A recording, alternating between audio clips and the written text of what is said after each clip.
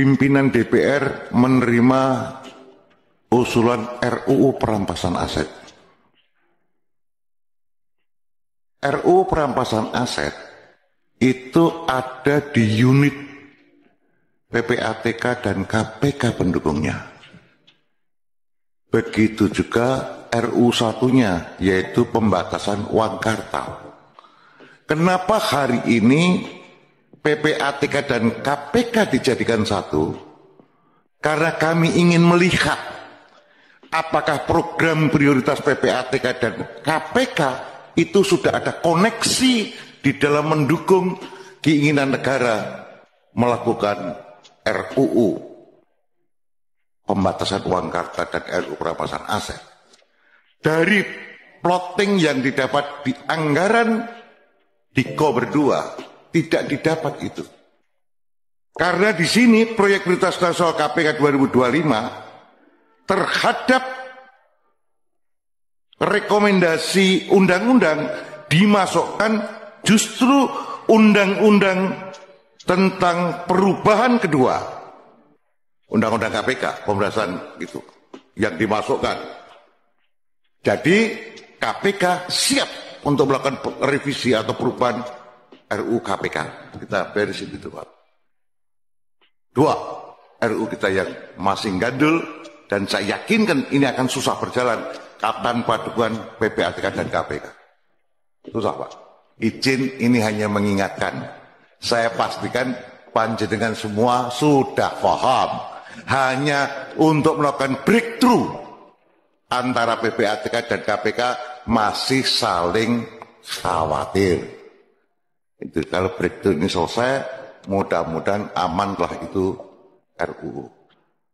Saya setuju dengan perkataan Pak Jokowi bahwa kita membutuhkan undang-undang perampasan aset dan pembatasan uang kartal untuk menekan kasus-kasus korupsi. Dan kalau memang ada niat sungguh-sungguh dari Pak Jokowi, saran saya segera saja bikin perpu, Pak. Ya, jadi bikin perpu, nggak usah nunggu DPR.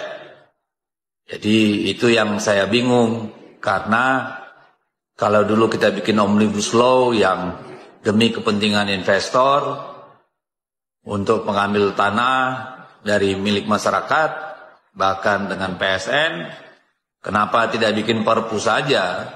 Karena kewenangan legislasi itu hanya dimiliki 2 oleh DPR, 3 oleh eksekutif. Kita tunggu supaya Bapak mengeluarkan perpu untuk kedua isu itu. Tadi mengambil dari yang terakhir, kekuatan netizen itu membuka banyak peluang sebenarnya yang menyebabkan RUU perampasan aset ini jadi naik lagi. Jadi kalau kita bicara RUU perampasan aset, saya agak mengulang sedikit, memang dari 2015 isu ini berada, tapi seperti ini bukan satu topik yang menarik untuk dibahas. Even di kalangan, balik lagi ke di kalangan hukum pidana, dosen itu juga ini bukan sesuatu kajian yang menjadi prioritas. Karena saat ini kan memang sebelumnya kita lebih fokus ke KUH pidana. Perampasan aset ini seolah-olah sebenarnya jadi seperti hanya nempel ke tindak pidana korupsi. Padahal kalau kita bicara konteksnya, perampasan aset itu kan relevansinya mungkin lebih banyak juga ke pencucian uang atau ke narkotika atau juga ke terorisme, bisa juga ke tindak pidana lain yang sebenarnya motifnya ekonomi. Dan dari contoh-contoh kasus ini, sebenarnya kita bisa melihat bahwa ini merupakan satu rangkaian besar ya.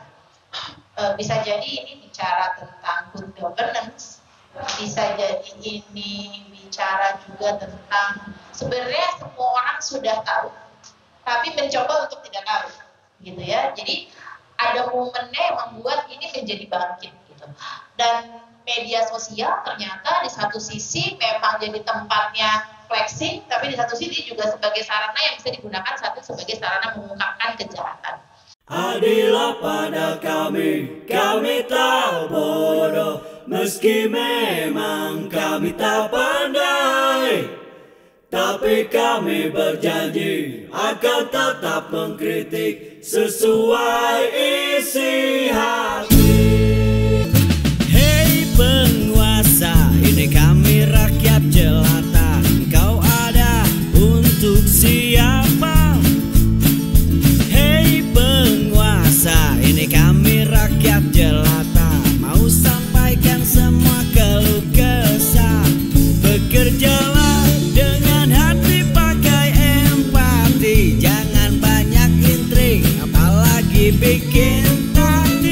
Bijaklah dalam membuat peraturan, jangan sampai bikin aturan yang berat sebelah.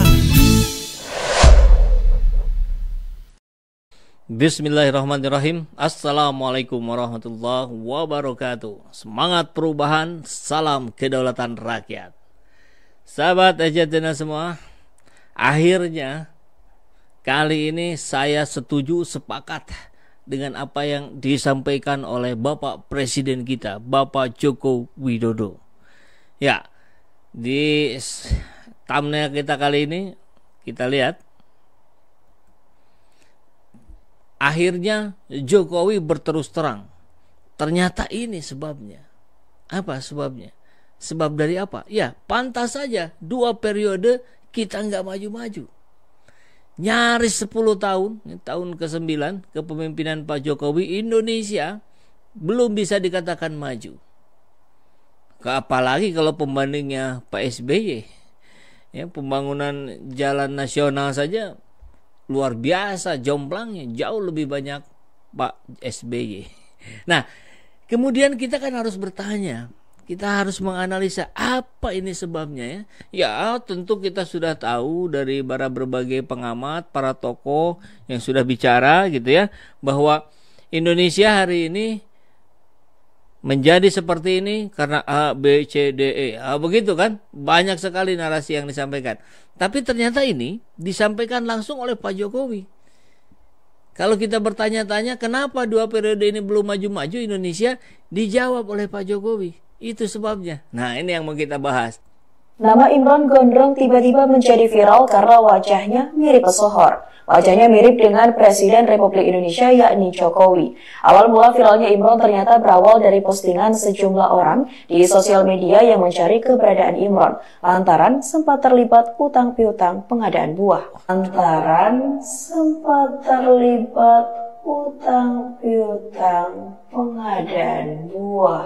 Tampak Imron yang berambut panjang bersuah foto mengenakan kemeja putih. Ramai netizen menyebut dirinya mirip Jokowi dan sudah dibagikan lebih dari 10.000 kali. Entah siapa yang membuat, di Instagram juga hadir beberapa akun Imron Gondrong, salah satunya @imron.gondrong. Sebanyak 10 foto Imron Gondrong yang dibagikan sebagian besar berasal dari akun Facebooknya. Ia membagikan kemiripan dirinya dengan Presiden Jokowi.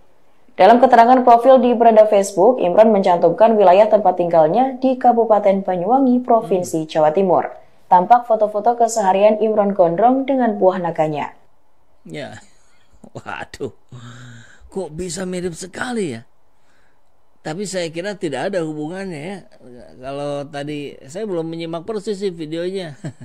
Cuman dia juga ternyata, itu judulnya tukang ngutang katanya. Jadi ada proyek apa buah-buahan dia nggak bayar apa gimana. Oke deh, langsung aja sekarang ke beritanya. Pantas 2 periode nggak maju. Akhirnya Jokowi berterus terang. Ternyata ini sebabnya. Nah ini, saya kira ini jawabannya. Jokowi .2. Kalau benar pilih pemimpin, Indonesia bisa jadi negara maju. Rupanya ini jawabannya. Jadi kenapa 2 periode ini nyaris 10 tahun Indonesia belum maju-maju? Barangkali karena kita salah pilih pemimpin. Jadinya nggak maju. Karena Pak Jokowi bilang, kalau benar pilih pemimpin, Indonesia bisa jadi negara maju. Nah, kita lihat dari respon-respon, seperti biasa netizen yang makin pintar hari ini. Ngomong nggak pakai mikir, akhirnya nyerang diri sendiri. Iya kan?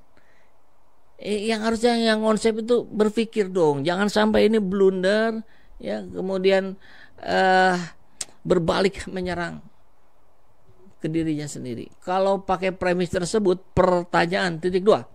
Kenapa sekarang Indonesia belum maju? Jawabannya, pemimpinnya nggak benar. Nggak benar tapi masih ikut cawe-cawe. Tapi sebetulnya sih ujung-ujungnya kalau mau nyalahin ya nggak apa-apa, salahin aja rakyat. Kan biasa kan, rakyat mah bagian-bagian yang disalahin. Apa salah rakyat? Ya Anda yang pilihnya. Karena begitu. Ya, jadi intinya kalian salah pilih pemimpin 9 tahun ini. Ini bukan pendapat saya sendirian gitu. sama dengan para netizen lain.